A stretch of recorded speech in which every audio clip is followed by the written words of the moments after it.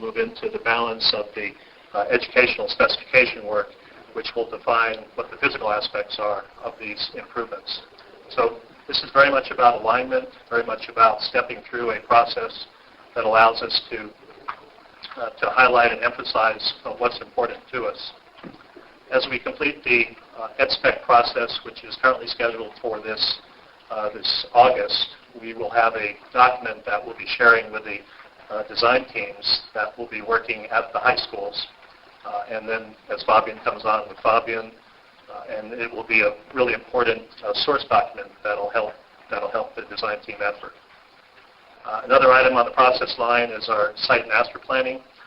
We will be doing master planning for our 3 high schools, Roosevelt, Franklin, which are, of course, the first 2, followed by Grant, and then a modified master planning process for Fabian as we work with our Concordia partner on developing exactly what that master plan will look like.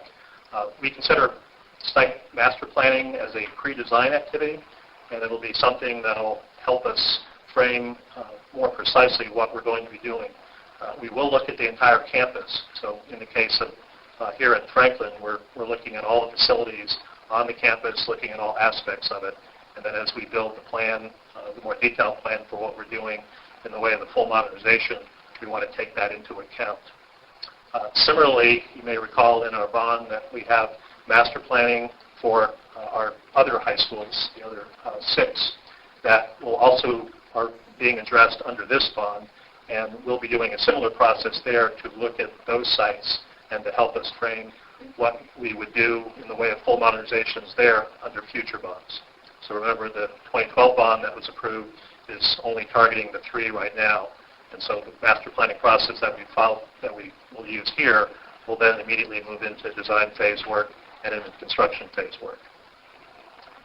I'm being pretty informal this evening in terms of going through this. I want to pause, and if there are questions or comments, please interrupt me. I'll try to leave time at the end as well for general comments. I think Tony will be doing the same. But if you have questions or comments, please don't hesitate to bring those up. The other items in the chronology are the design phase, the construction, and post-occupancy. Our concept of operations, which we presented to the board, describes the organization that we're putting in place. And I think, as most know, our school board has overall charge of the bond, and the superintendent is then charged with executing the program. Carol has chosen to put a team in place that we'd like to refer to as our blended team, led by Chief Operating Officer C.J. Sylvester, and our team is comprised of actually 5 different departments at the district. Office of School Modernization, where I reside, has the overall lead in the program, but we work very closely with our partners in facilities and asset management, partners in purchasing and contracting, with our accounting, and also with our communications groups. So very much an organization that's designed to look at this work and to execute it in a manner that's consistent with the way the district does this work. So our staffing plan that has been developed, which I'll just quickly highlight, looks like this. Our blended team, you can see the different positions. We have all but 2 of the positions that we wanted to have in place at this point in time filled. We left open the opportunity to add additional teams, as described, as needed, specifically for Grant High School, for example. So the 17 FTEs that we have currently, we actually have 15 aboard, and we are going about the work to get the project started, and that'll continue over the duration of the program. I would also like to highlight, in addition to the district team, we brought on last December the consulting firm of Erie International to assist us in managing both programmatic elements of the bond as well as supporting construction management needs at the project level. And Ken Fisher, who's sitting in the back, is a partner of ours who is working very collaboratively to help us put together the framework, putting the master plan together, and helping us as we organize and as we execute the program. Harry's been with us now for several months, and it's really helping to integrate our team in a manner that allows us to have best practices, that puts all the skill sets that we need in place to really manage the work from the owner's perspective. I'd be remiss if I didn't mention that the balance of the team, which will be the design professionals and the builders, who are also very, very important, in fact, far more important when it comes to getting the work actually done. And part of our strategy in executing this program is to ensure that the design professionals, the builders, the vendors, all the different stakeholders that are part of this work are going to be participating in it and allow us to deliver quality facilities. Part of our strategy and our concept of operations is to minimize disruptions to students and staff. And the work that we're doing over the summers, for example, is an example of doing this work in a manner that doesn't disrupt the teaching and learning activities. As we get started with our first round of construction under what we're calling Improvement Project 2013, we're at 5 schools. Actually, it's going to be 6 here shortly, and we'll be getting that work underway. We have 9 weeks to complete that work. So we want to be able to complete it in time that we're ready to reopen the schools again. So as the students and staff return, they'll be coming into a school that's had its roof torn off, replaced, seismic strengthening occurred, ADA improvements made, science classroom improvements made at 2 of the schools. So it'll be very, very key to get that done. And then, okay, I was still on the one about the minimizing disruption.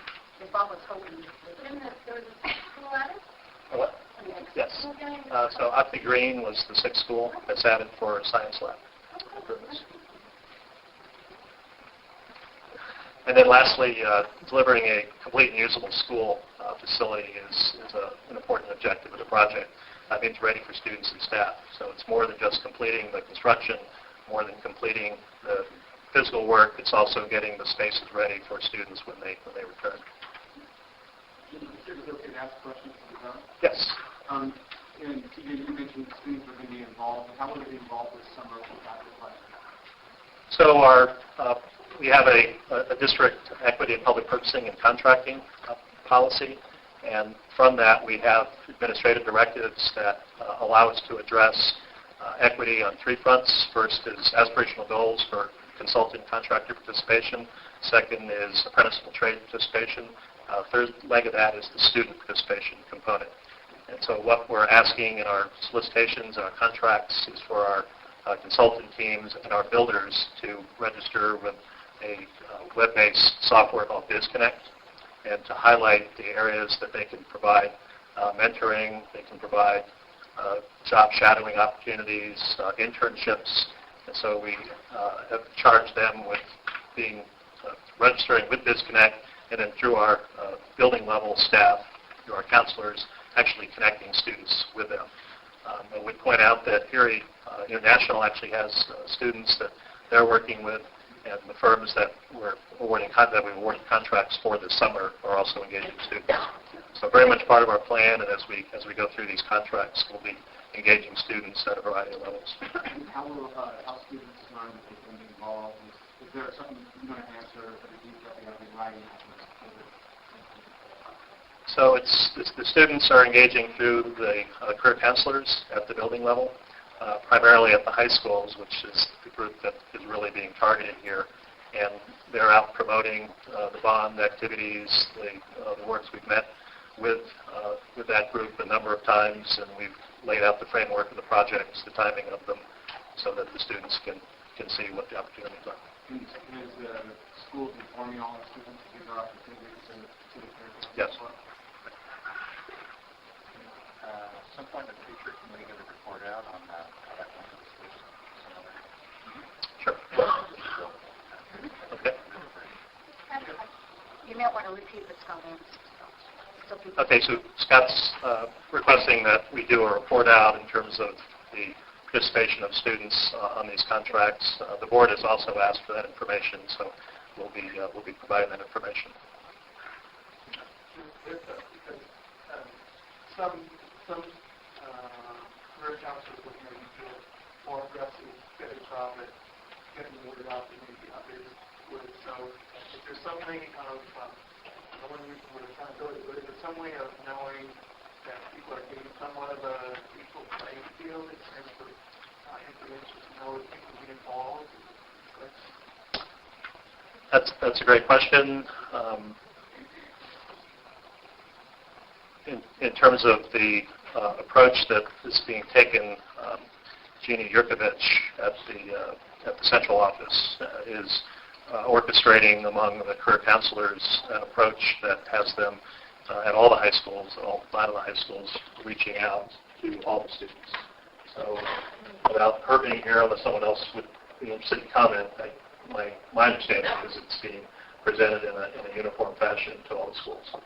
And what I was saying right now, and I know it's dangerous to be simplistic and just like this, okay? So, but is it a reasonably safe assumption that given all of the high-quality best people, firms, and people that are being assembled to do the implementation of all the work,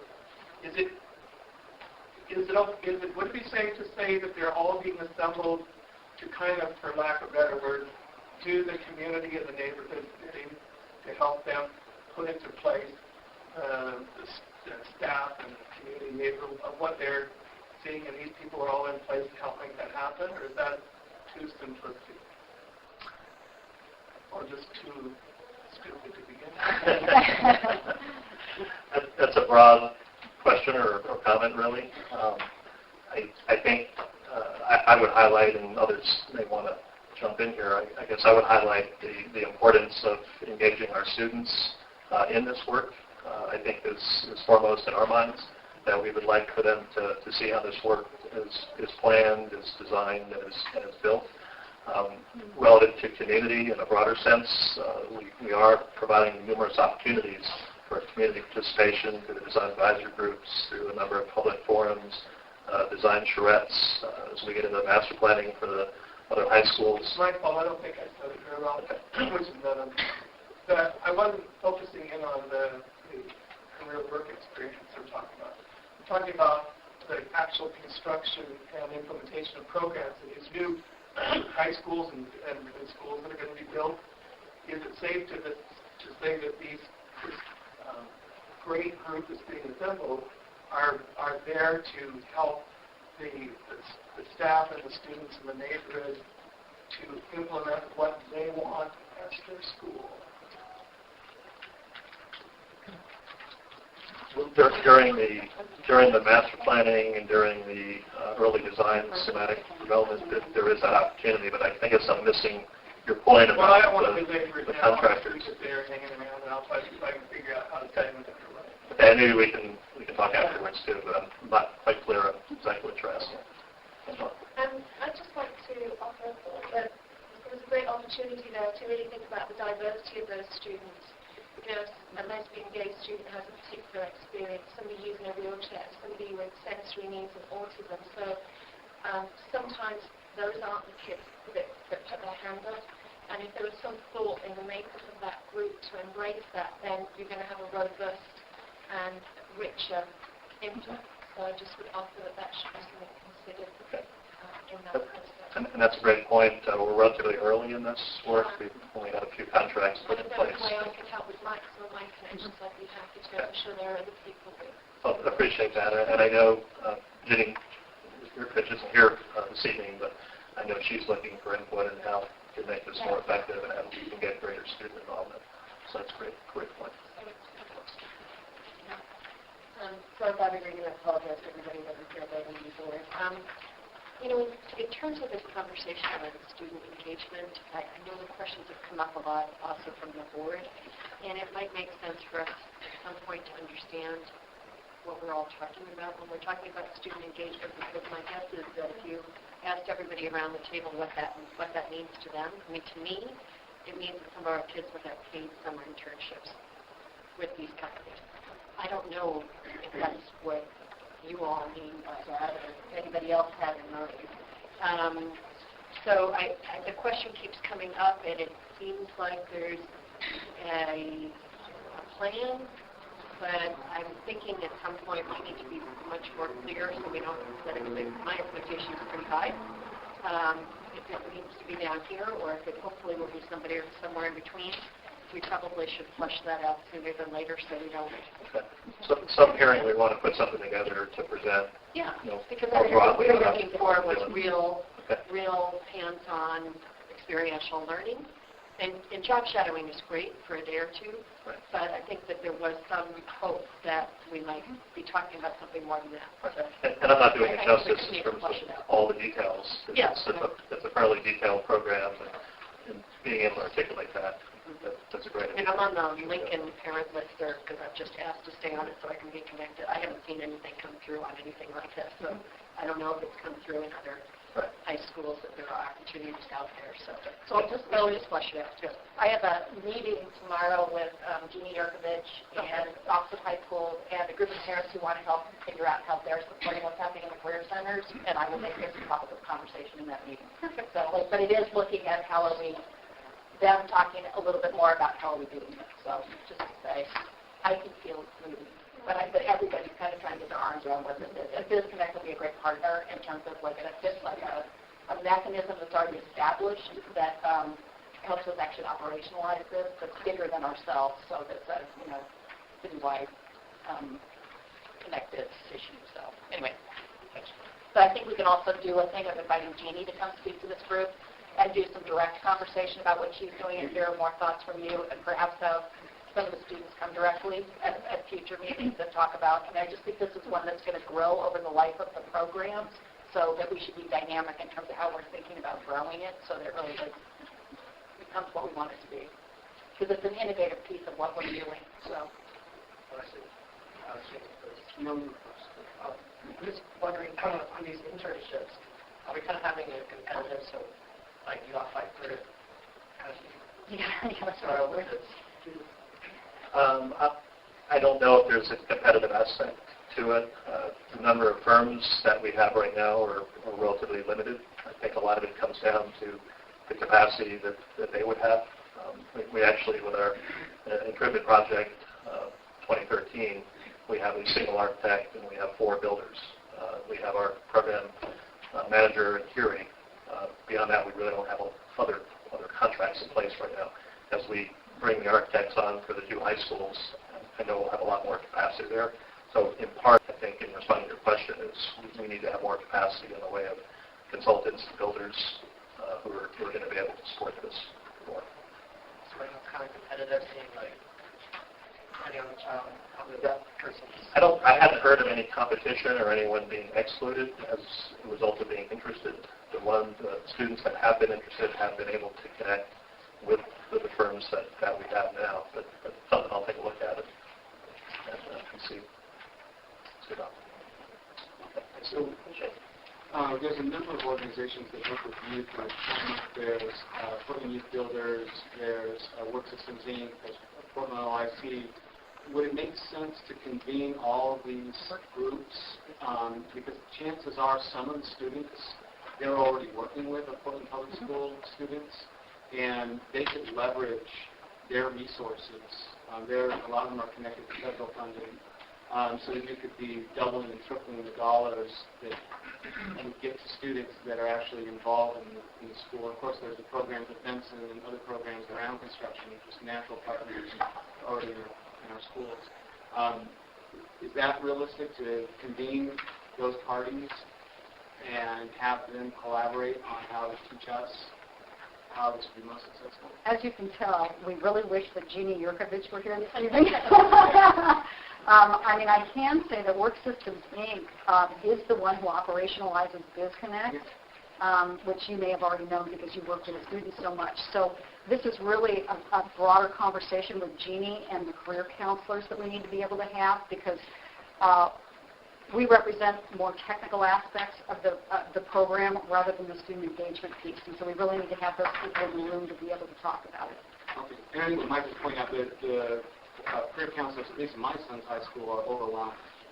they really can't get to everybody, and that's leveraging those resources and assets from the outside. Will, and if there's only one person, it's kind of Nancy Bond is head of all sustainability in schools, and she's one person. Right. I would recommend bringing in more resources. They would break down the door, inviting them to do that a lot. Jim, while we're talking about students, can you talk a little bit about how the district plans to engage students in the design process? In addition. Right. So as we award contracts to consultants as part of the design teams, both the primes and sub-consultants will have an opportunity as they register with BizConnect to align what they can provide to students. And then as the career counselor connects students with them, they'll be able to provide internships, which is a predominant approach that's taken for design firms, and actually have the students sit in their office and participate in design development to really talk about the profession. Many of the architects have also expressed an interest in doing presentations to classroom level and to really talk about more of the profession that they have both for the architects and engineers.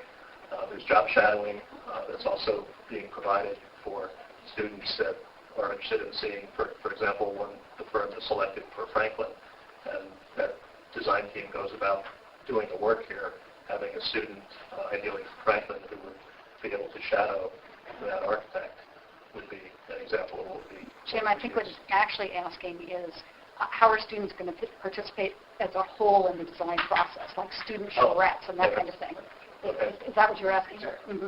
Okay, so that, well. I think Michelle is over there raising her hand, but I'm not sure. Yeah. Microphone? Speak loudly. I just wanted to say that we're already starting to engage the students in the Roosevelt High School just this past week. Sorry. I'm Michelle Potter. I'm the project director for Roosevelt High School. And just this past week, we had 2 classes in the environmental sciences at Roosevelt High School that are doing their final project on stormwater systems, and they're coming up with ideas for the Roosevelt High School. We made a presentation with one of our civil engineers who specializes in sustainability and stormwater systems. So we presented to the class. The students are coming up with projects right now that we're going to be critiquing in another week and a half. And the idea is that we would take the concepts that they're developing and roll them into some of the ideas that we would be developing in the design process for the Roosevelt High School. We also have plans within the project as we move forward with our design teams to actually engage the students at the school once school reconvenes in the fall, so that they can start providing input and information that will help us further the design and meet with their needs. Are there students on the dais? Yes. What was the question? Are there students on the design? So we're going to, later in the presentation, we were going to talk about the community engagement process relative to design advisor groups and so forth. So these are great questions, and so what I'll try to do as I go through this is maybe deflect some of it to some of the material that's later. I know we're a little behind schedule right now. So project framework, this really summarizes in terms of how the projects have been prepared or developed. In the bond measure itself, it didn't delineate all of the specific project level. It did it for the 4 main high schools, but then we have 2 broad categories for educational and physical facility improvements. And so those are the categories that have resulted in developing these consecutive summer improvement projects, IPs as we call them, improvement projects. And so that's part of the framework, and then the master planning. Some of the project metrics, once you get into an execution of a bond program, you're really starting to look at your scope and quality, your schedule, and your budget. And all 3 of those all interact among one another. So as budget changes, that affect schedule changes, that affect scope and quality. So they're all very connected, and something that we're managing very closely. CJ mentioned about our district visioning and SPEC process in terms of how that will inform design, and that's again underway right now. In terms of our project framework, we've got several different cost components that go with each one of the projects. So we talk in terms of the soft costs, which are the costs associated with consultants, owner costs, hard costs for construction, contingency, we put that in place, and then for the high schools and for Fabian, we have the furniture, fixtures, and equipment. So it's a complete package. It includes everything that's needed to support the public improvement work. At a program level, when the bond was put together, we actually identified program-level components that ultimately will allocate 2 projects. For example, construction inflation. It's an 8-year program. We're anticipating that there will be inflation that will be occurring over that time frame, and so the need to augment the budgets at the project level is provided for there. Program contingency was an item in the bond that would allow, upon board approval, use of contingency to support unforeseen conditions, if you will, at the schools. And there's a fairly sizable amount of resources there. There's $20 million in that. Swing space improvements, swing space and transportation improvements connect to the work that we're doing at 2 of the high schools, Franklin and Grant, and then for Fabian, the need to move students and staff to another location while the construction activities go on at their sites. Jim, has there been a decision about where that swing set will be for Fabian? So there's not been a decision for where Fabian students would go. Franklin is the one that appears to be most suited for Marshall, but also no decision about Grant in terms of where they would go. So that's part of the work that's still ongoing in terms of how this work is planned at the project level. And then finally, at the program level, we have bond issuance costs. Early part of May, we were able to sell our first round of bonds, and so we have $158 million that we're using to have the cash that's needed to award these contracts and to begin the work. It was really great news. We got some exceptionally good rates on it, and this is the first of what will likely amount to be 4 bond sales that will occur over the 8-year timeline for the bond. Next item on schedule. If I can just say real quick, when he says exceptionally good rates, for our short-term debt, which is 2 years worth of debt, which was a pretty good-sized chunk of that, the interest rate is 0.41%. So it was the moment in time when the bonds were sold and what was happening at the stock market at that moment in time and everything else. But what that means is, more money to the classroom, and less cost to the taxpayer. Project schedule. This is a quick snapshot of the overall duration of the projects. Construction is actually embedded in this, that gives you a sense of chronology on the projects. Again, the improvement projects you can see at the consecutive summers. They need to start in the fall because the design team needs to come on to begin the planning and then proceed into the design phase. You also can see some of the master plans and when they're expected to come on as well. In terms of engagement, just a quick summary of the work that we're doing with the school board. In the fall and in the early winter, we did a series of program overview topics, and we covered a number of areas that we thought were relevant to the board in terms of how they engage in this work. And, we talked in terms of procurement strategy. We talked in terms of the project teams, community engagement, and so it was a way to start really providing a framework for how the bond would be managed. In fact, much of the material that we're presenting tonight was actually included in those sessions. Jim, I'm sure they have. What's been the discussion about whether or not any of the projects can be completed in less time than what we're anticipating in terms of far out? Can any of them be done in a shorter period of time and still be quality product? It's pretty difficult at this stage. The conceptual schedule that was presented in November is turning into a more detailed schedule now. In fact, the two high schools, for example, we've moved into what we call a baseline schedule, and we've done a very detailed analysis of it. The baselines are supporting the conceptual schedules in terms of both the planning phase, the design phase, and the construction. So the dates that I presented that are in your package are the dates that we're working with. I would add that for the high schools, in particular, staff is planning to use an alternative method of procurement, as it's called in ORS, CMGC, Construction Manager General Contractor. And so as those firms come aboard, they'll be looking at the schedule and seeing where we can do compression. Again, schedule and budget connect, as does scope and quality, so we'll need to evaluate all that across that. You might mention the bond committee subcommittee review. So in terms of the schedule, we're also working very closely with the Bond Accountability Committee. This is a committee of 7 community members. Kevin Stillman is the chair of that group. Staff is presenting information to them. We recently went through a detailed construction schedule using construction software to highlight the activities, their durations, predecessors, successor activities, and to really lay out the thinking that we put into these schedules. And so they're also partnering with OSM to look at that and to validate the duration of those schedules. We also have in our with our Bond Accountability, I talked about board engagement. The Bond Accountability Committee is actually reporting independently to the school board relative to activity and program execution. And together with OSM, we're sharing information.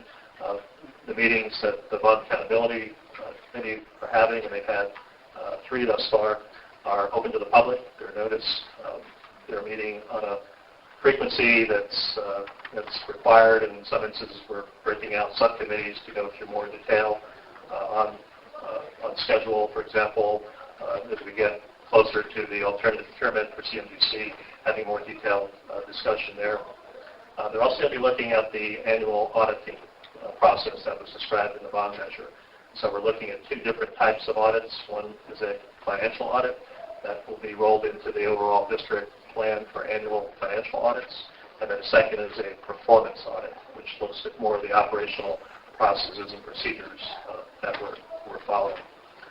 We are putting together a program manual document, PMP as we call it, which will describe more from a master planning standpoint how the program is being executed, and we'll be sharing that with them. Kevin reports to the board on a quarterly basis and parallels reporting from staff in terms of information that we're getting. Use of website and social media, I'd just like to highlight that briefly. We are updating our website to be more detailed relative to projects and timelines, and look for something as early as next week. By the 4th of June, that will provide a more robust summary of the projects in terms of narratives, in terms of schedule, and we'll be keeping that current as we move forward. We're also going to be making more use of social media, particularly as we get into construction phases on these projects, to provide detailed updates. We're meeting with community groups, the neighborhood associations. As construction starts, we're talking about impacts from construction, noise, dust control, traffic impacts, and so forth. So again, trying to communicate as much as we possibly can. So Jim, have we met with all the neighborhood associations that work with happening this summer, right? We have. They have very clear information. Question about meeting with the neighborhood associations at the 6 schools we're doing this summer. We've met with the neighborhood associations. We've also met with groups right around the schools. For example, we're pursuing a noise variance to the noise ordinance to enable the contractors to have more flexibility in terms of how they schedule their workers. And in doing so, we actually went around the neighborhood to inform that we were going to be pursuing this. The city is currently reviewing that now. Community engagement, just quickly running through this.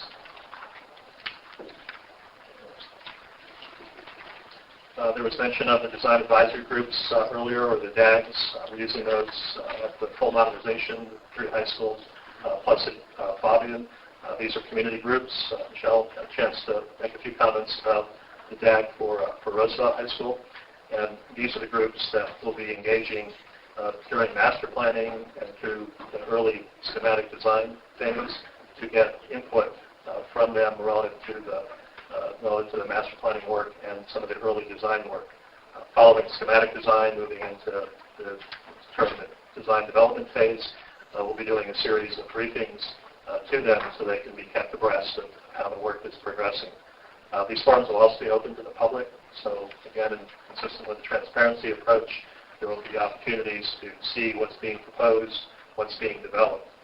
As we go through this process, then as we have the clear direction, then we'll move into construction documents, and then we'll move into our construction phase.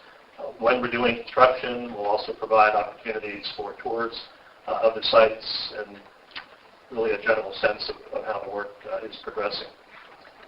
The DAGs will also be observing a number of design charrettes as we go through this process. Also, I don't want to lose sight of the fact that we're working very closely with the building level, with the principals and teachers at those sites. Really important to get the perspective that they have in the work.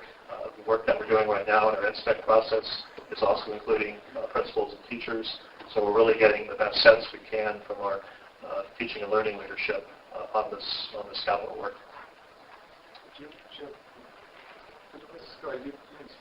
Is there a design advisory process underway at Fabian, and will it be different because of Concordia's?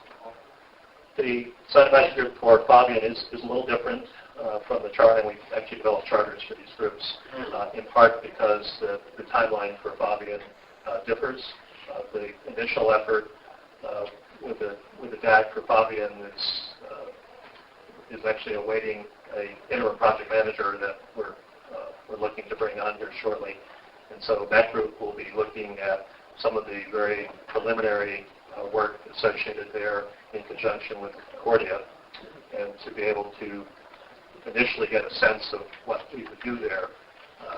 Subsequently, as Concordia goes through a fundraising process to determine what resources can be brought to the project, there will be another mini master plan work for planning and programming phase work that would go into developing that a little further. So that DAG has a little different challenge in front of it, and it hasn't, unlike the one for Franklin and Roosevelt, which are further ahead, will follow a little bit later.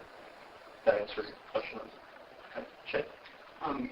So on the community engagement piece, is there any other groups outside of PPS that are being partnered with in broadening that discussion and getting more people involved in the community and more community ownership? Oh, there's just a host of partners that we're working with on this capital work. I failed to mention the engagement we have with the city bureaus, with in addition to the Bureau of Development Services, with the Bureau of Environmental, with Parks and Rec, with so many different constituents that are part of this work. Is there any partners that are actually helping convene? I mean, I know yesterday we saw the vision, school vision at the Rose Garden the other day. Has anybody looked back on 2007 Vision PDX where there was like 72 pages around engaging the most diverse engagement that's happened in our city, I think, ever. And it was 72 pages. And it was a lot of the stuff and even more than we shared the other day. Are you familiar with that? Vision PDX? Yeah, in general I'm familiar, but I don't... Nancy's very familiar. Yeah, you were the mayor. Someone else may want to comment on that. So did you draw any of that information into what was used? Because that was a tremendous amount of information. Not specifically like on page 4, let's make sure we focus on that, but we had a variety of documents that we used to frame initially the conversations that we convened around the city. And convene really diverse population of people, many of whom have really not been engaged in these kinds of dialogues before. Reaching out to first graders, we talked to the migrant parent groups, we talked to a group of industry people who are really speaking out into the future. So what we found, interestingly enough, and it was confirmed on Tuesday, is that there are common themes regardless of what your background or context is, and that's a relief. You know, we don't have a very bifurcated community, regardless of where you hail from. Did we did before? No, we didn't know. So we got a lot of things reconfirmed, and we feel confident that the information we've now collected that's informing the building design work district-wide is really reflective of a broad sort of consensus. But it's not unlike what happened in 2007. Yeah, well, the PPS, 72 pages, is really, I'm not throwing it up like it's the greatest document ever, but it really covers a broad sector of this community. It's only 2007, so the voices still have some relevance. And then the other part is that the City Club has stepped up and said they would be willing to, they're actually really excited about the idea of hosting a series of forums, engaging, not just engaging people in the conversation, but actually helping cultivate leadership and ownership with the most marginalized demographics of our city that normally don't have the ownership. So not just a voice at the table, but actually helping the planning and outreach coming from those communities. It's a huge opportunity. Do you know anything about that? Well, we only know what you've sent us by email so far. I know, you mentioned it. So is there any way, I mean, that's so broad and such a huge opportunity. Well, let me go back a little bit to the visioning process, too. The engagement is so small here. Well, that's because this is simply an overview. Right. But even as part of the visioning process that Nancy was talking about, we gave organizations a series of mini-grants in order to be able to convene members of their organization and provide the support they needed in order to make sure that we were reaching core groups in the community who rarely and frequently don't participate in larger groups. Some of whom, of course, want to be able to participate in their native language because they're fluent in their native language, and they may have some English, they may have no English. So there was the outreach for the visioning work was quite extensive. And it may be that that's just not visible to you yet. No, I've read it, and I know the groups I've actually talked to. Oh, you know the groups. Okay. Yeah. I've talked to a number of them. I called them up afterwards. And okay. So I got some, this is much deeper than that. This is not to say that didn't have value for people to have a voice, but this is actual engagement where they're part of actively involved, not just telling us or you what they want, but actually have an opportunity to have some ownership, some equity. And I know I sent it to you, and I just want to make sure, I sent it to some of the board members that I've met with, that's a part of moving forward. It's such a huge opportunity, and it reflects what was in the long-range facility plan. Well, we'll certainly be in conversation with the City Club. I mean, if that's what you're asking. Yeah, leverage that because they've got these resources, and they're really excited. They have a former mayor who also their new director. Yep, that's right. So just want to make sure that. You know, if I could offer just a quick comment. You know, I totally hear what you're saying. I completely agree with you. And one of the things a lot of these groups, as CJ and Carol suggested, we said to the groups, you bring who you want. I'm not going to decide who should come from the constituency you represent. So they convened their own constituents, and then the one common theme among everybody we spoke to, regardless of where they hailed from, was they didn't want this to be one conversation. How do we stay engaged? How do we continue to be part of this process as we move forward? And as the work evolves and morphs, how do we continue to be part of this? And what did we tell them? We said, great. We're glad you want to stay engaged. This isn't a one and done. And we don't know all the answers yet, but we're relieved and excited and inspired to hear that you don't want us to just come and talk to you and check it out. And so one of the main goals is to say, did we hear you? Okay, now that we're all people on the same page, now what do we do together as a larger community? So if the salons are coming together, I think it's just a great opportunity to really light some fire under something.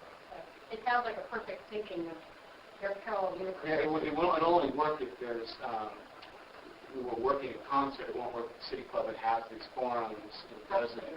It really has to be seamless. So that was my hope is volunteering that effort to make sure, because it's such a huge opportunity since I'm president, at least in my lifetime, it's working. Okay, thanks, Shane. Thank you. Okay, so Tony's kicking me into the table, so I'm going to wrap up. And really, under purchasing strategy, just to highlight, district is a public agency. We conform to ORS relative to how we contract for services. Most of this work, of course, is being accomplished by public contract. So really important for us to follow full and open competition protocols, provide a level playing field, if you will. And so we're doing that, and so all of our work is being publicly bid. Opportunity for proposal for consultants is all being done. We've done a huge amount of outreach over the last 6 months with firms who've had interest in the program. And so, again, I see the consultant teams and the builders as very, very key partners with the district in this work with the community. And so we're really taking the time to make sure that we're talking with them about doing business with us, what's important, what's not as important, how to follow protocol, make sure we do this correctly. And then lastly, I won't go through this, but use of the balanced scorecard is the reporting tool that we're using with our school board and our bond accountability committee. And this will highlight for you some of the different perspectives that we're providing. Balanced scorecard, for many that don't know, is a tool that was developed back in the mid-90s to evaluate effectiveness of businesses and of programs looking at different perspectives. So it's more than just financial perspective. We've adapted it to look at the budget perspective, to look at schedule perspective, stakeholder, and equity.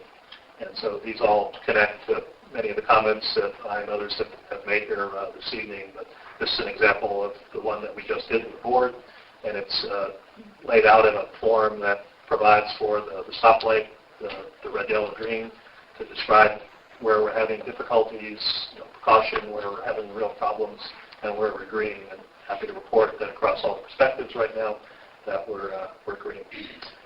So with that, we're running over time, and I'll look to our facilitator, Bob, to see if we want to take questions or hand it off to Tony. I'd like to go ahead and get Tony started at this point, and then we can come back at the end if we have any time. Thank you. I think we're at double overtime. Thank you. I wasn't here at the beginning. I just wanted to know when the public comment period is going to be. It's right at the end, which is on the agenda. Okay. So I do, looking around to a lot of familiar faces, I do see one new face, and I'd like to introduce Joe Kiefer, head custodian representing SEIU. So welcome, Joe. Obviously, the bond is a big thing, but work still goes on within the facilities department, both in our daily work and supporting Jim's program. I just wanted to highlight a few of the things we've been doing. And I'll start with our capital asset renewal plan, which simply put is us putting away our savings account to pay for our hot water heater when it reaches the end of its useful life. The board recently adopted a policy directing us to develop that plan, and we're putting aside money to take care of these capital investments that we have in the future. What does that mean? When you think about our roofs getting to the end of their useful life and we don't replace them, it puts a huge drain on our maintenance workforce to take care of those. If you think about the flooring in our buildings, the carpeting, it puts a huge drain on our custodians to be able to keep them clean. So this is a first step for us to begin to take care of these new buildings. Thanks, Jim. I'm going to put you on slide control. There's really two components that fund the plan. The first is the construction excise tax, which is a tax on the building permits from the city. Right now, the policy is actually going back to the board for a second reading on the 3rd of June because we wanted to clarify language around the use of the construction excise tax. Within the first few years the construction excise tax puts $1.5 million a year toward the CAR plan. The good news is the construction excise tax is exceeding that revenue generation. And we want to be able to use the construction excise tax for other capital requirements. For instance, in the budget proposal that's in front of the board now, that it hopefully will be adopted soon, there's a project in there to do access control at all of our schools, which we know within current events there's a big need. It's a safety issue. So we put language saying that if the construction excise tax is exceeding what needs to be in the CAR fund, that staff is allowed to propose to the board other capital projects. The second funding element is the actual CAR fund itself, which we created to as a fund to collect lease revenues, revenue generated through renting our facilities. Also, I'll be talking about the recovery zone bond, but we took out debt service to pay that bond off, and once that bond's paid off, that debt service goes into the CAR fund to be used to take care of our buildings down the road. Thank you. The recovery zone bond was a bond passed along to the district from the city, specifically used to fund energy-related projects. Here's a list. I'm not going to read through all those of projects that we've completed thus far. You can see the bond value and the estimated savings that these projects are creating for the district. The guidance on the bond was we had to pay back within 10 years, and right now we have a 9.4-year payback, which is good news because the savings is paying off the debt service. Some ongoing projects, and all these projects will be completed by the end of August this year. ESCO is an energy services company. It's a form of performance contracting where a company comes in, they do audits on different types of energy work that can be done, and they guarantee a specified savings. And you can see a list of projects that we have going. A lot of these schools were selected because they're huge energy consumers, and there was a lot of work, so a lot of bang for our buck in some of these schools. A project that's going on right now is our boiler burner conversions. We're converting all these burners to natural gas. Natural gas is about 64% more cost effective than fuel oil, not to mention the emissions and the carbon and gas house reduction. Not considering any performance improvement, the conversion alone reduces greenhouse emissions by about 33%. So that's really good news. We completed 33 schools last summer. We have 14 left, and they'll be completed by the end of this summer. We used $9.1 million that we financed, and we also infused $1.9 million in the SB 1149 dollars, which also you've heard it referred to as the cool schools. The annual savings from just those 33 schools that we completed is about $1.87 million. When we originally planned this project, we thought the savings we were going to get in completing all 47 was going to be 1.8. So just in the 33, we've already exceeded what we originally thought. And all 47 schools right now, based on current gas prices as compared to fuel oil prices, we're estimating about $2.1 million in savings per year, just simply for converting to natural gas.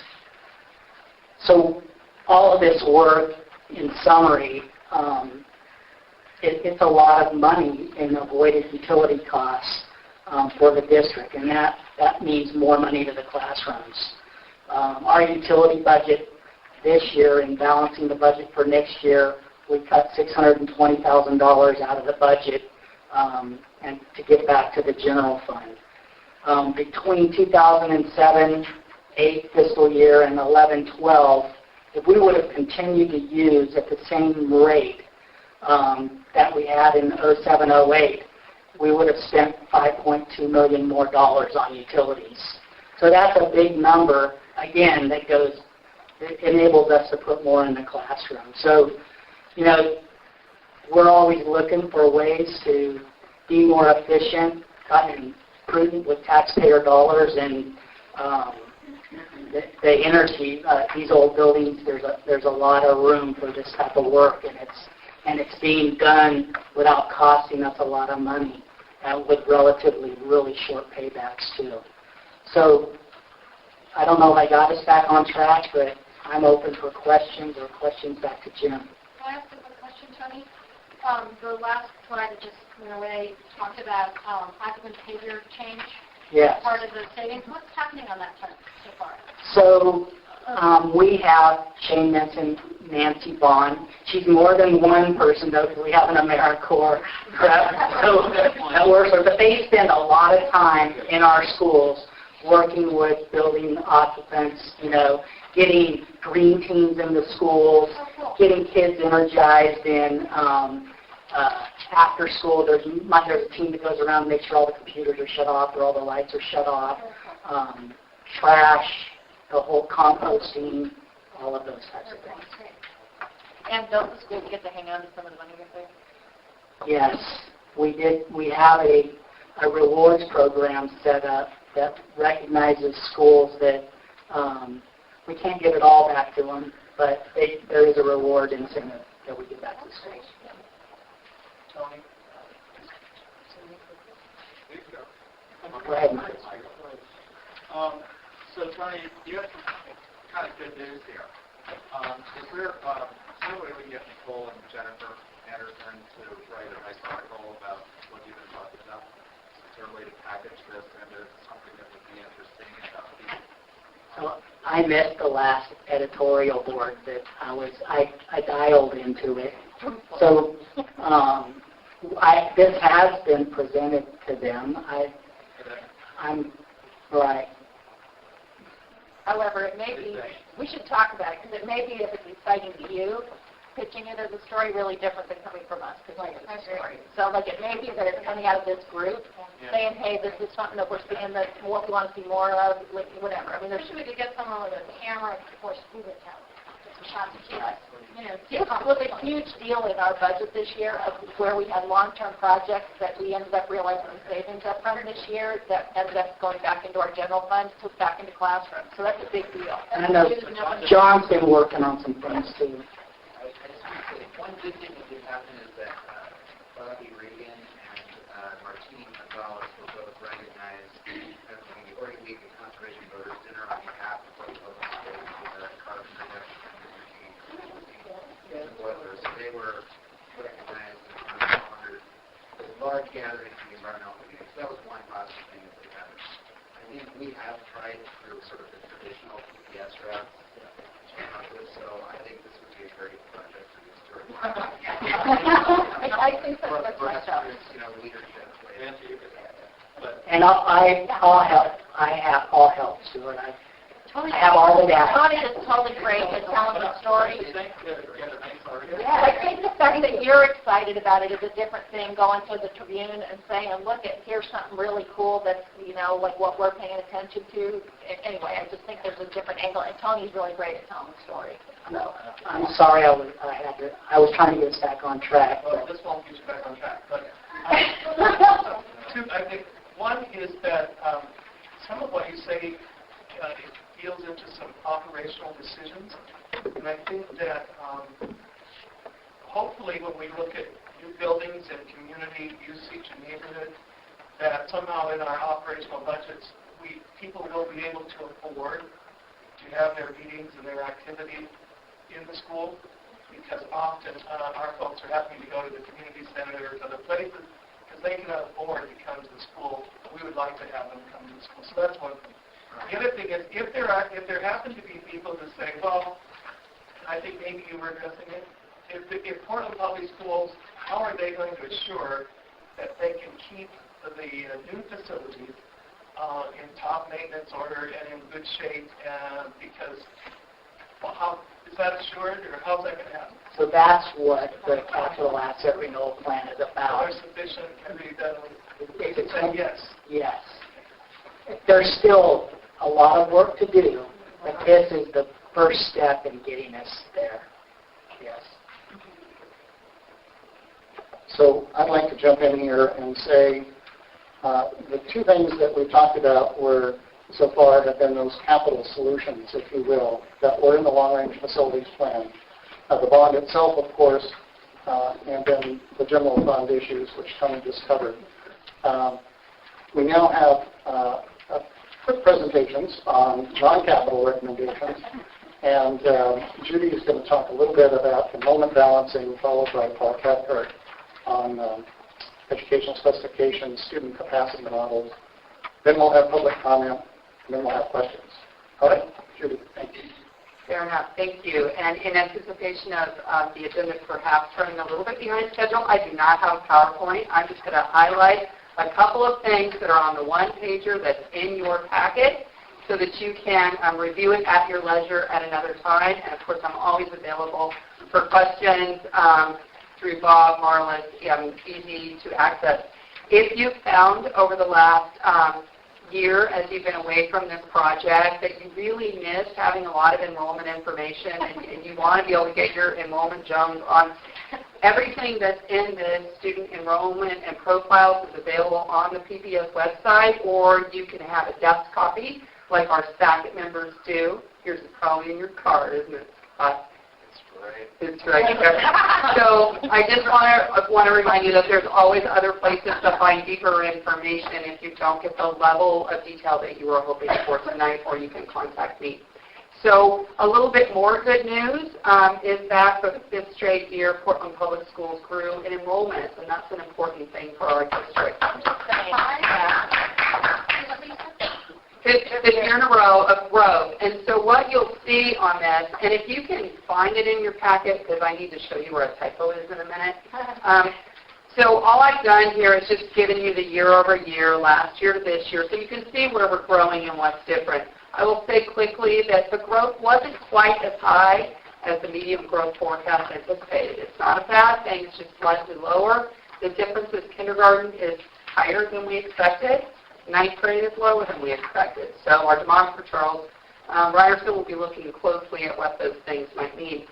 What I also want to point out to you is this bar chart in the bottom where you see not a clean U shape, but a 20-year line that takes us from 2002, where soon after 2002, we just had a dramatic enrollment decline, and that's what we were experiencing the last time a long-range facility plan was coming out for this district and a lot of other endeavors. We're on the upswing from that and projected to continue on the upswing, about 5,000 more students in the next 10 years that will get us back up to that level that we were at in 2002. No, it's not the level we were at in the 70s or in the 60s, but it does bring our student enrollment back up to about where we were 10 years ago. So we're about halfway through this cycle. Another thing, so with those additional 5,000 students and at about 28 students per classroom, we'd like it to be a little smaller, but that's about average. 180 more classrooms needed than what we're using for students today, and that's if we continue to use classrooms the same way. So definitely a need to make sure that our spaces are flexible and ready for the kids when the kids arrive.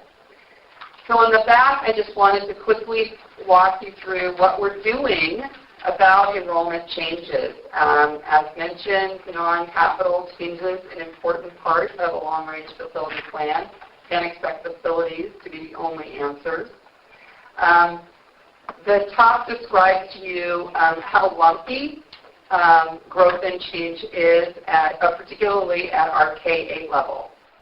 It doesn't go into detail about our high schools. I will just say anecdotally that changes in enrollment practices that came out of the high school system design process have helped to level the high school enrollment playing field a bit. So we have more schools moving closer together in their enrollment size. That was one of the goals of high school system design, more schools closer to a 1,350 student target.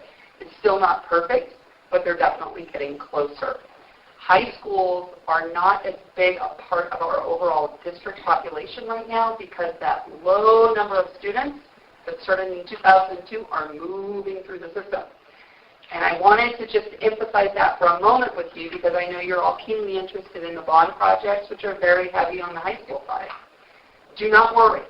When you look at the front of this chart and you see those numbers of 5th, 6th, 7th, and 8th graders, those are the kids that will be entering Franklin High School, this school when it's rebuilt.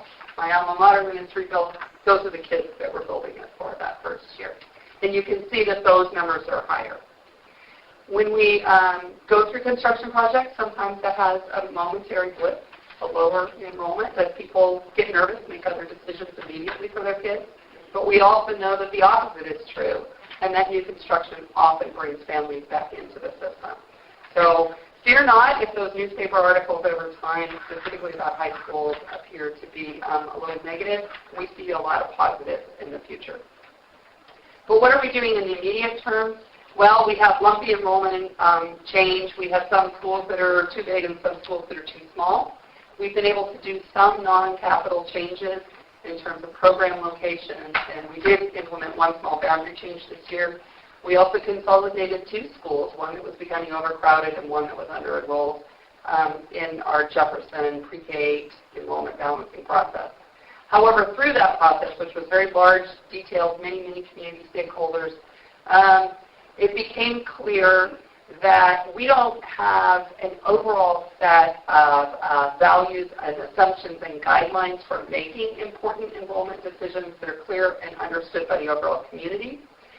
So the community asked, our superintendent and school board agreed that we would step back and engage in a broader process that we're calling our district-wide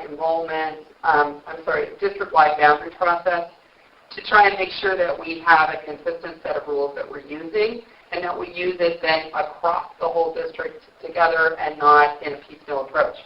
I wanted you to know that the long-range facility planning process is a bit of a template that we'll probably be using in designing the process. So a lot of the lessons learned from the work that you did and allowing people like me to sit in and observe will hopefully be of value as we go through that next process. If you have ideas for us for what would make it work well, please feel free to contact me at any time. We'd love your input and your involvement. Finally, I wanted to mention that another aspect of these changes that came to the surface through enrollment balancing that we're going to be taking a hard look at is our current enrollment and transfer policies, which were designed back in the day when we were a declining enrollment district, but don't appear to be serving our district as well as they need to now. So we have a body called the Superintendent's Advisory Committee on Enrollment and Transfer. Both Jeff and Scott are members of that committee, along with 15 others. And that group will be making some recommendations on policy changes to better align our transfer practices with our equity policy and our district strategic plan. So that, too, could have a pretty significant impact on how we balance enrollment across schools. That effort's going to be going on. They've agreed to work very hard all summer and into the fall. So you can stay tuned for updates on that as we move into the next school year. And then lastly, I just wanted to point out that when you read this later, there is a typo up here in the top in that, I think it's the 4th sentence on the top paragraph, where it says 35 schools were below the target size for their grade structure. It should actually say 21. So a total of 35 of 67 schools that are in the elementary, middle, or K range are currently operating outside the target that we have set for them. But 52% are above or below. I just gave you the wrong number for how many are above there. So if you see that the chart is right, the text there is wrong. So that's my very brief update. I hope that's of interest to you. No questions now? Quick clarifying questions now. Is there a longer than a 10-year projection from PSU? There's a 15-year. I didn't include it on the chart. You can find it in this report. I could read it to you now. Anything beyond 5 years, keep in mind, we're talking about kids who have yet to be born. So it's the most speculative of change. 2027, 28 overall district enrollment, 52,812. Where are we now? 48. 46.5.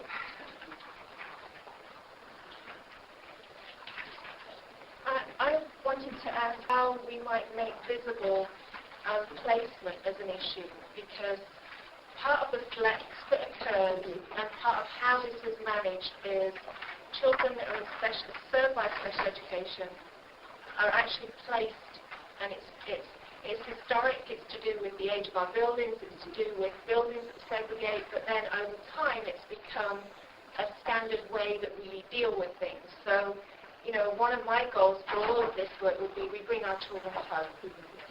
But at the moment, it's very rarely made apparent. And Chloe, who presented at a UDL piece that we did, she talked about her child's 4 moves in his school life, someone with a fragile sense of belonging to begin with. He's now going to be on move number 5. So I just want in some way that this gets acknowledged and actually put out there, because the equity definition keeps shrinking unless I dare saying yeah but. I'm tired of being yeah but, and I would just like it made a lot more transparent, because schools manage their space issues by bringing our students in until their kids' numbers grow, and then they push our kids out. And until there's real belonging, there is no equity. So within these numbers, if we could at least put those numbers in there and acknowledge how that flex has been useful and how it's going to be difficult to stop having that flex, but make it a goal, I would just feel happy that there was some more transparency around that. I appreciate that. Thank you for raising it. Let me just respond in a couple of ways. First of all, in the last set of changes that we looked to make, like for example with Llewellyn, who was overcrowded, who also does have a classroom of students who come in for special education services, we explicitly made a point of stabilizing that classroom, and it's not the thing that moves. So in almost every one of these cases, even in some cases where we had to look for facility changes over program changes, it was to maintain stability in the program if we could. Now, I understand that doesn't mean that every student stays for that long, but we have prioritized not moving special education classrooms if necessary. So that was one. The second thing that I want to say is the points that you're making are clearly understood and articulated within SACID. We have members who are there specifically because of their expertise and background working with students with disabilities, and are also part of our district's Special Education Advisory Council as well as members of SACID. So there is a strong and present voice for it.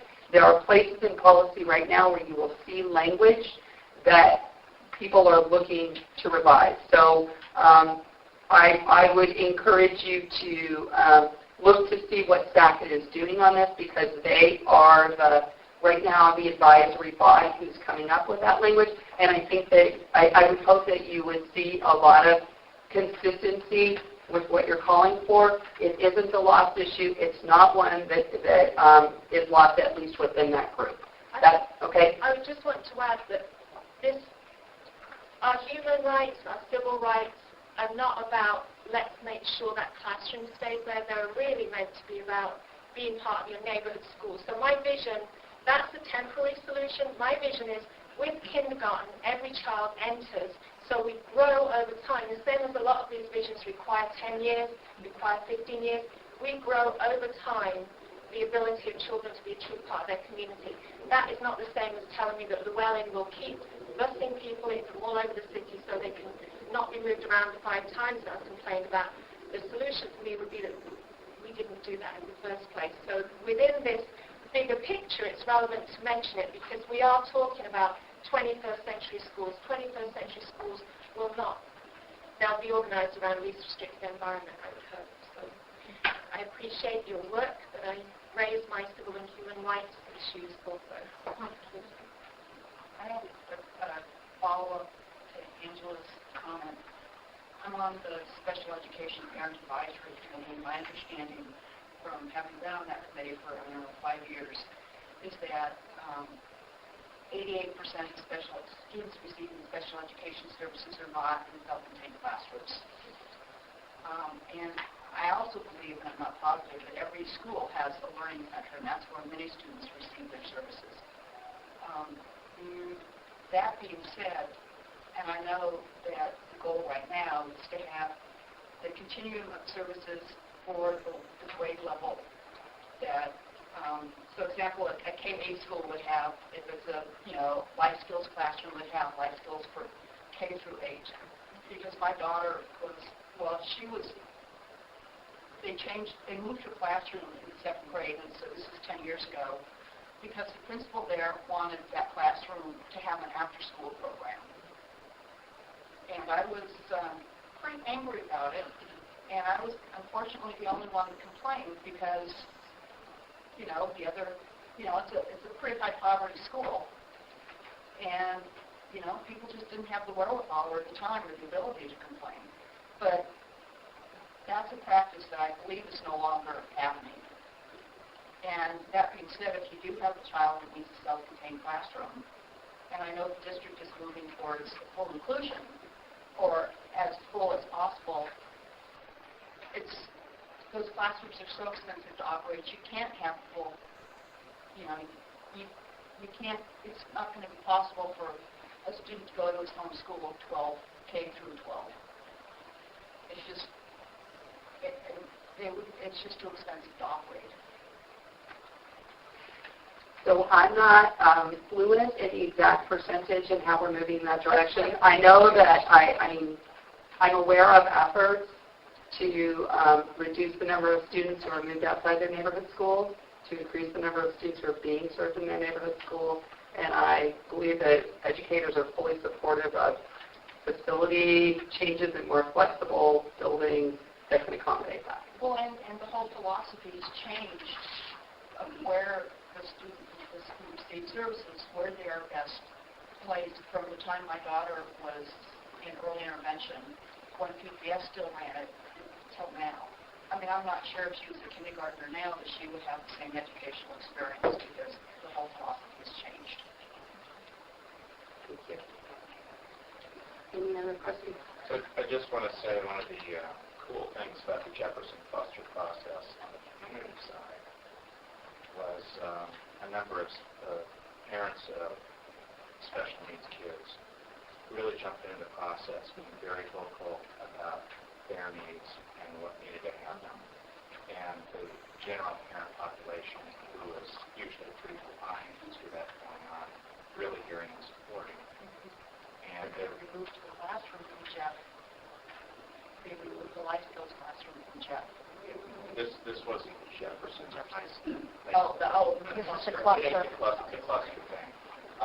And raising a number of issues that translated right into this process. And we raised that issue with Carol the first renewed SACIT meeting, saying, we want this to be on the table, and that was down to yes.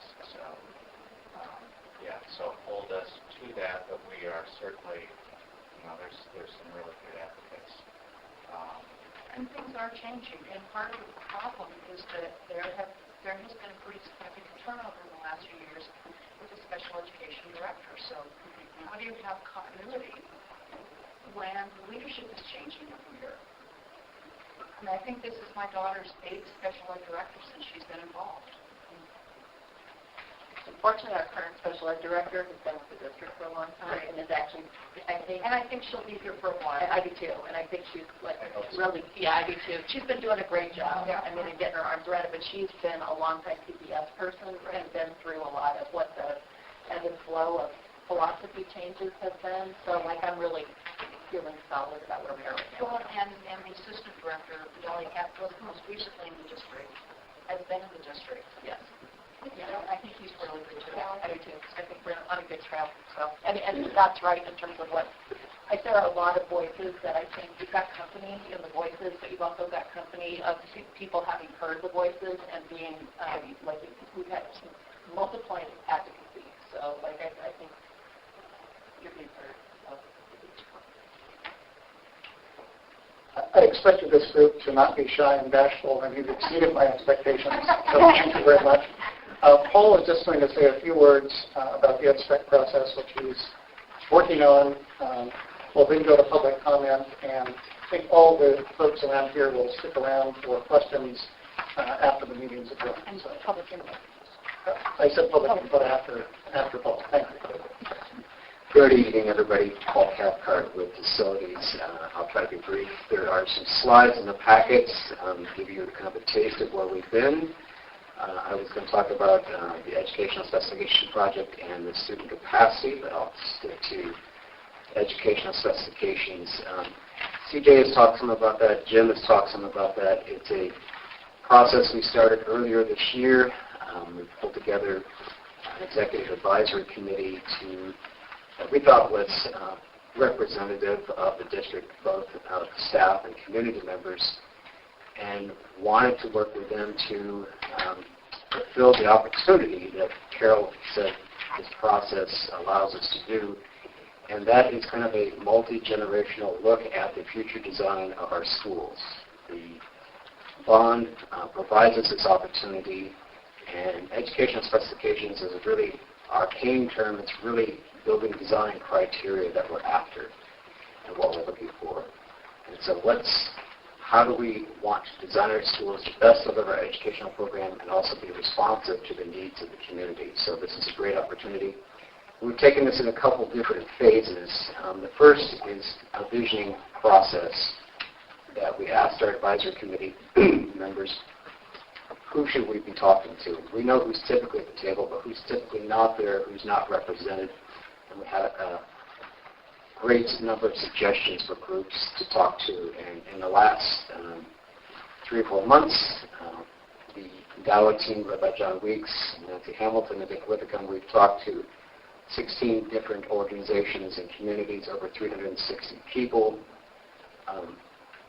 Those groups are on my second slide here, the community conversations, but some really powerful conversations, diversity of perspectives offered, but also a lot of similarity in how people want to experience schools, how they believe it should function for students and staff, and how the community can be involved and use our buildings in the future. So that culminated in a Vision Summit last Tuesday, and there were a number of you there that participated in that.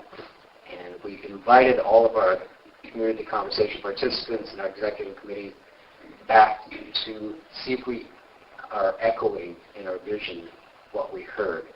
So our conveners, such as Ted, Angela, and Stuart, when he was here, brought together those folks both for individual conversations, but also last Tuesday, so we could all hear what was part of that vision and ask, did we get it right? Did we hear you? And we had a number of people tell us on Tuesday, I heard my comments and what you put together. So it was verification of that. Our next task is to put together that vision statements, and there's an opportunity for you to be a part of that.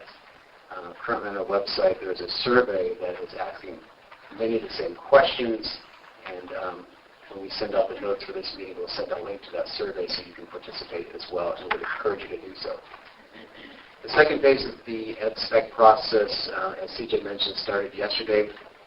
We're going to be working with teachers, administrators, and community partners and service providers looking at how we can think about the future of our schools. What does the design need to be from a teaching perspective, from an administrator's perspective, that fulfills the programmatic needs, not only now, but into the future. How far can we think into the future, and what are those needs? So yesterday was an exciting conversation with some high school teachers and Multnomah County service representative, and got them started thinking beyond what's currently wrong with their classroom, but what could the future hold, and ask them to kind of reimagine things. So that's an exciting conversation for them to be part of, and our next task is to work with the elementary schools and the middle schools, having that same conversation so we can look at all of our schools and put together a district-wide specification that can be used as we renovate schools through a master planning process to say, we as a district have thought about this, here's what the design of the school needs to look like for educational program delivery, community use of that school, and through the master planning process, each individual school can take that and say, yes, we agree with that, or we have specific program or community needs that require us to do something different. But it's getting back to that original opportunity that Carol has identified to say, here's our chance to think for many years, many generations ahead on what we want our schools to look like. So that's just a quick overview of it. There's been mention of the summaries of the community conversations that are on our website. I would encourage you to read those. Really illuminating. There's a couple that are more community organizations. There's one that was called The Futurists. Brought together a bunch of business leaders and university professors to kind of talk about what is the future and where we're going. So an interesting read. I would encourage you to do that and provide your feedback on this through the survey. So happy to answer questions after that, but I don't want to be the thing holding up the end of the presentation. So I'm done. So thank you. Paul has done a heck of a job on this work. Thank you very much, Paul. It's now time for some public comment. If you can bear with us just for a few more minutes, we'll get any public comment. Is there public comment?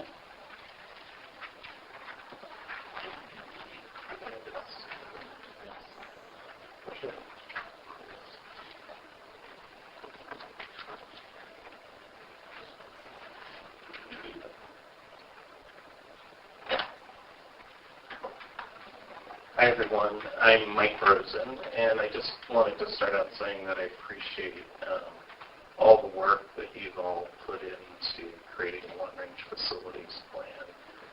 It's a lot of hours and a lot of effort. I'm a Cleveland high school parent, and I work very hard on the bond campaign. I've been trying to track the implementation through conversation, through what I can find on the website, and I was at the Tuesday visioning meeting. And I have 3 significant concerns thus far that I want to express, particularly here because I want to express it to the people that wrote the plan, the Long-Range Facility Planning Committee. So the first is I feel strongly that the approach for the summer roof renovation is a misuse of the bond dollars. The second thing that I'm really concerned about is communication to the stakeholders, me and everyone else, on bond implementation. And part of this may be just my inability to find this information on the website, so I'll talk about that a little more. And then the third issue of concern is the process of ed-spec development. I don't think it's adequate or it's complete. And so I'll just give you a couple more points on each of those. So as far as the work this summer, we're going to pay for 5 roof replacements, but none of the roofs will have any sort of green roof sustainable design. None of the roofs will have solar panels.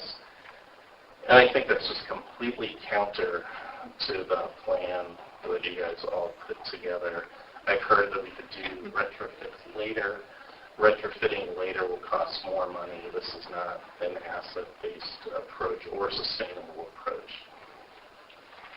The work this summer may not be postponed or stopped, but because it's so out of sync with the current plan, the district needs to make a very strong statement and make a commitment to it about how things will be done differently in the future and how they can be held accountable. Although I will say, I think the work this summer should be stopped and done the right way, even if it takes longer, even if these roofs aren't replaced this summer. The inadequate community access to process or to know what's going on. I don't know what's changed with the website, but when I was at the meeting on Tuesday, we were told, and I think we were just told again, that all the information on the community conversations, the summaries, is available. But when you go to the website, it used to be that the bond information was on the landing page. You know, there was a link to it. The only way that you can access, as far as I can tell, information on bond implementation is to go to the Office of School Modernization or to go to the Facilities and Asset Management. So Nancy's saying I'm wrong. So just for whatever it's worth, if you log onto the website, it's just not immediately obvious how you can get that information. So I appreciate the intention, but if you can't see the information, it's not getting out to the community. The second thing, and this may also be because the website is not functioning in a way that works for me, and I'm sure other people, is I have seen no information on the Bond Accountability Committee. There have been 3 meetings, their agendas, their notes. But I don't know where it is on the website or how that information gets out to the community. And then just the last thing is the connection or lack of connection between the ed specs and the development of an educational vision. This, I think, is clearly asserted in the long-range facilities plan. It's certainly asserted in the ad hoc summary that the ed spec development follows the development of an educational vision, and that will be a community-wide discussion. And as far as I can tell from talking to people, there isn't, and maybe it's not an explicit discussion on educational vision, and I just don't see how the two can be separated, or how you can end up with an educational vision that adequately addresses how we want to educate our kids in the 21st century without that educational vision discussion. So in terms of solutions, it just, maybe it's a quick fix on the website. Make the website work in a way that people can access information. The second thing is, I think, my understanding is this group is going to meet twice a year, so every 6 months, which I think is just not adequate. If you all and all the work you put into this plan, which was sold to the public as the basis for investing billions, and I'm not Carl Sagan, but billions and billions of dollars in rebuilding every school in this community, meeting every 6 months isn't going to cut it in terms of this vision or the plan being accurately implemented. So my question for you all is, you work so hard on this, how will you hold the board accountable and PPS staff accountable for effectively implementing this plan? Thank you. Thank you. Is there other public comment? With that, I ask CJ, perhaps you could just quickly wrap it up, and we'll stick around for questions following. So thank you very much. I'd simply like to thank you again for your time and your commitment to Portland Public Schools and to our facilities, both the long-range facilities plan, the vision, and the work as we move forward. And I want to make sure that you engage this coming fall as we get deep into public design charrettes around the master planning of Roosevelt High School, Franklin High School, and Fabi and K-8. So you are on our list to serve. We'll make sure that you're on the list to serve for both of those projects, or all 3 of those projects, and participate to the extent that you're able and you're willing. And of course, I'm getting louder here, aren't I? And of course, we'll be reporting back to you when we next meet, which is currently scheduled for November, unless there's a change made to that, on what has been happening between the time we're meeting now in late May and what occurs by the time we get together again in November. So thank you again very much for your time and your energy.